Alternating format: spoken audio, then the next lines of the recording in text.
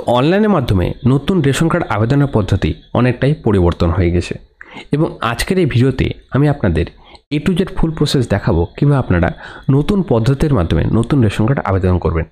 একটু প্রসেসটি জটিল হয়েছে, তবে এই ভিডিওটি দেখলে আপনি খুব সহজেই নতুন রেশন কার্ডটি অনলাইনের মাধ্যমে আবেদন করতে পারবেন। তো আশা করি এই ভিডিওটি আপনাদের ভালো লাগবে।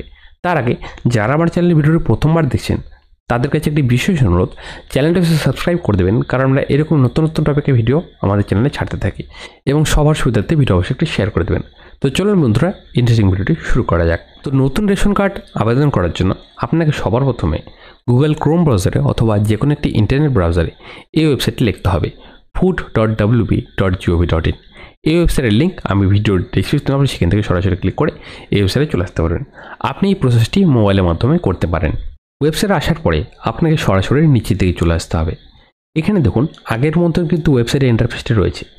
এখানে আসার পরে এই দেখতে পাচ্ছেন apply for new ration card বলা রয়েছে, এখানে আপনাকে ক্লিক করতে হবে।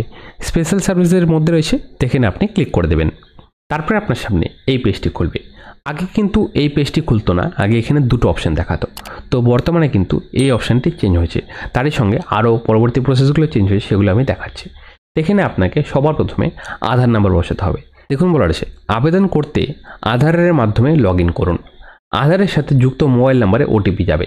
তো অবশ্যই খেয়াল রাখতে হবে যে আপনি যে আধার নাম্বারটি বসাবেন তাতে কিন্তু মোবাইল নাম্বার যুক্ত থাকতে হবে, তাহলে কিন্তু আপনি লগ ইন করতে পারবেন।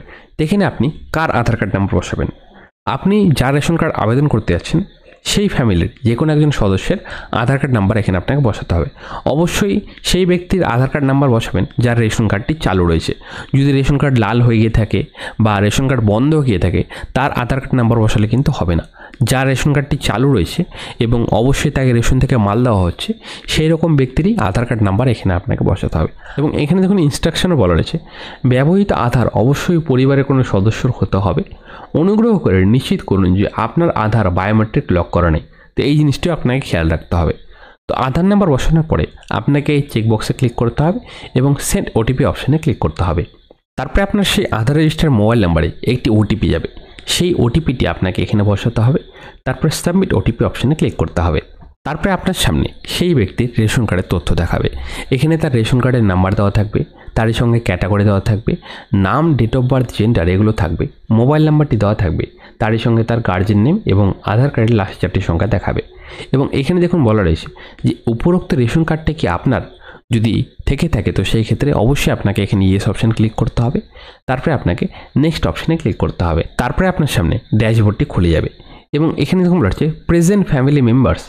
এখানে এই চেকবক্স বলা রয়েছে, এখানে আপনি ক্লিক করবেন। সাথে সাথেই আপনার সামনে আপনার পরিবারের কতজন সদস্যের রেশন কার্ড রয়েছে এবং সেগুলো চালু রয়েছে কিনা সেগুলো সব দেখাবে। এই দেখতে পাচ্ছেন ক্লিক করার সাথে সাথে পরিবারের কতজন সদস্যের রেশন কার্ড রয়েছে সেগুলো তথ্য এখানে দেখিয়ে দিল। এবং এখানে দেখুন বলা হচ্ছে অ্যাক্টিভেট মেম্বার এই কালার দেখাবে, অ্যাক্টিভেট মেম্বার ডেমোগ্রাফি অথেন্টিকেশন এই কালার দেখাবে, এবং যদি কার্ড বন্ধ হয়ে গিয়ে থাকে তো সেই ক্ষেত্রে ইনঅ্যাক্টিভ মেম্বার বলে এই কালারটি দেওয়া থাকবে। তো সেটি আপনি অবশ্যই খেয়াল রাখবেন।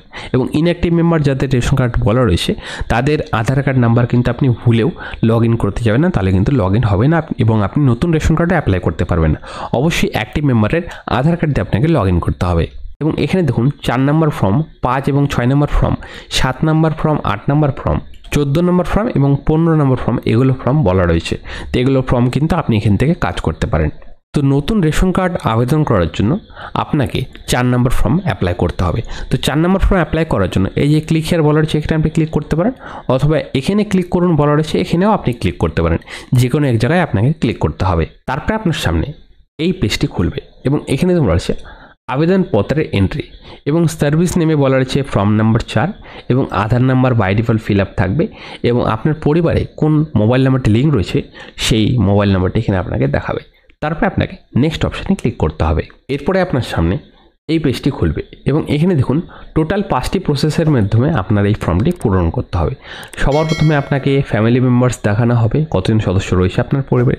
তারপরে আপনাকে আপনার যে অ্যাপ্লিকেশনটি করবেন তার ডিটেলসটি আপনাকে ফিল আপ করতে হবে এবং সেই অ্যাপ্লিকেন্টের অ্যাড্রেসের ডিটেলস আপনাকে ফিল আপ করতে হবে। এবং যদি ডিলার সিলেক্ট না থাকে তো সেক্ষেত্রে আপনাকে ডিলার সিলেক্ট করতে হবে এবং আপনাকে সবার শেষে ডকুমেন্টস আপলোড করতে হবে। তো এই কটি প্রসেসের মাধ্যমে আপনার নতুন রেশন কার্ডের আবেদনটি আপনাকে করতে হবে। তা আমি এক এক করে ফুল প্রসেসটি দেখাচ্ছি। একদম সরাসরি আপনি নিচের দিকে চলে আসবেন। এখানে দেখুন সব তথ্যগুলো দেখাবে, কতজন মেম্বার রয়েছে ফ্যামিলিতে, তাদের রেশন কার্ড তথ্য দেখাবে। তারপরে আপনাকে এই নেক্সট অপশানে ক্লিক করতে হবে। এরপরে আপনার সামনে এই পেজটি খুলে যাবে এবং এখানে দেখুন বলা হচ্ছে প্রস্তাবিত কার্ড ধারকের বিবরণ দিন। এখানে আপনাকে যে রেশন কার্ডটি আপনি আবেদন করবেন তার ডিটেলস আপনাকে দিতে হবে এবং সবার প্রথমে দেখুন বলা হচ্ছে সিলেক্ট আইডি টাইপ। এখানে আপনি দুটো অপশন পাবেন, আধার কার্ড এবং বার্থ সার্টিফিকেট। তো আমি আপনাদের বলবো আপনারা অবশ্যই আধার কার্ড দিয়ে নতুন রেশন কার্ড আবেদন করবেন, বার্থ সার্টিফিকেট দিয়ে করবেন না। তো বার্থ সার্টিফিকেট করলে কিন্তু পরবর্তী সাবমিট নাও নিতে পারে, তো আপনি চেষ্টা করবেন আধার কার্ড দিয়ে সাবমিট করার। তো এখানে আপনাকে আপনি যার আবেদন করতে যাচ্ছেন তার আধার কার্ড নাম্বারটি এখানে আপনাকে বসাতে হবে এবং সেই আধার কার্ড নাম্বারটি পুনরায় আপনাকে এখানে বসাতে হবে। আপনি চোখের অপশন ক্লিক করে দেখে নিতে পারেন যে আপনি যা এন্ট্রি করলেন সব ঠিকঠাক রয়েছে কিনা। আধার নাম্বার এন্ট্রি করার পরে আপনাকে এই ভেরিফাই অপশনে ক্লিক করতে হবে। ভেরিফাই করার সাথে সাথেই আপনার সেই আধার রেজিস্টার মোবাইল নাম্বারে একটি ওটিপি যাবে, সেই ওটিপিটা আপনাকে এখানে বসাতে হবে।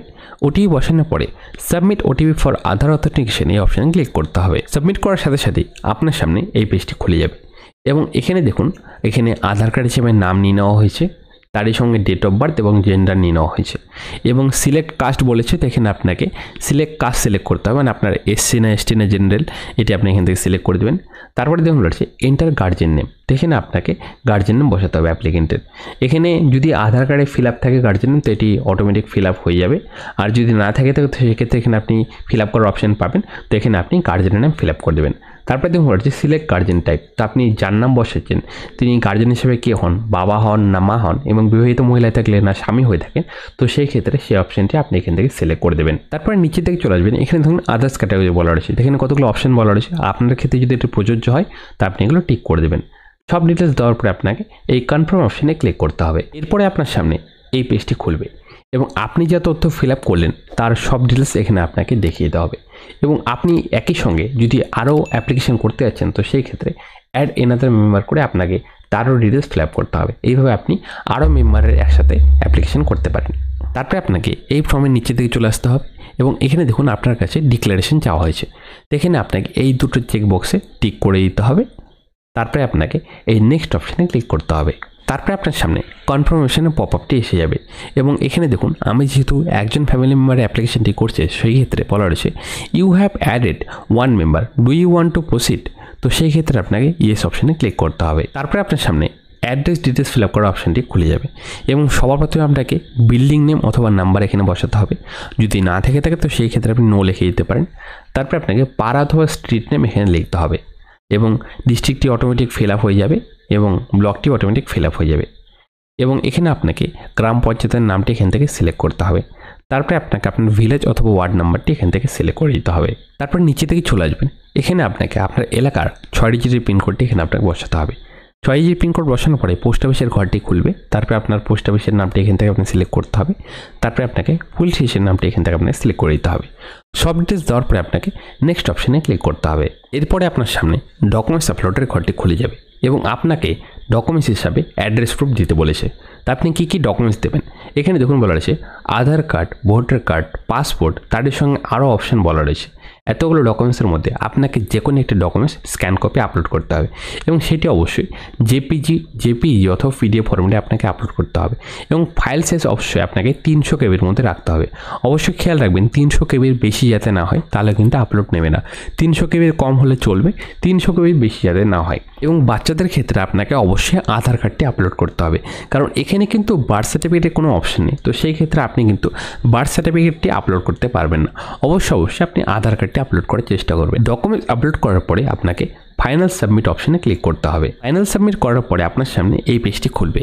এখানে দেখুন বলা আছে save successfully, you can check status using Aadhaar number or mobile number.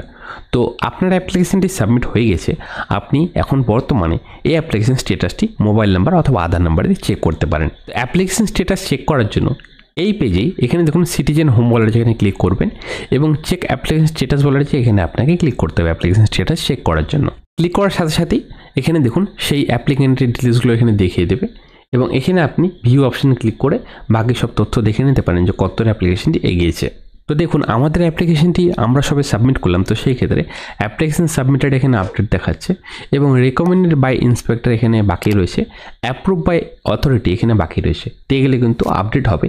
এই অ্যাপ্লিকেশনগুলো আপনাকে মাঝে মধ্যে আধার কার্ড দিয়ে লগ ইন করে চেক করতে হবে।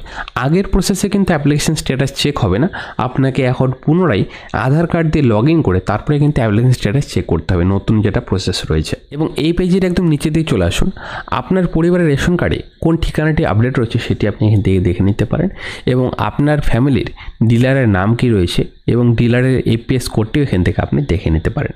তো আশা করি আপনারা বুঝতে পেরেছেন যে আপনারা কীভাবে অনলাইনের মাধ্যমে নতুন রেশন কার্ডের জন্য আবেদন করবেন।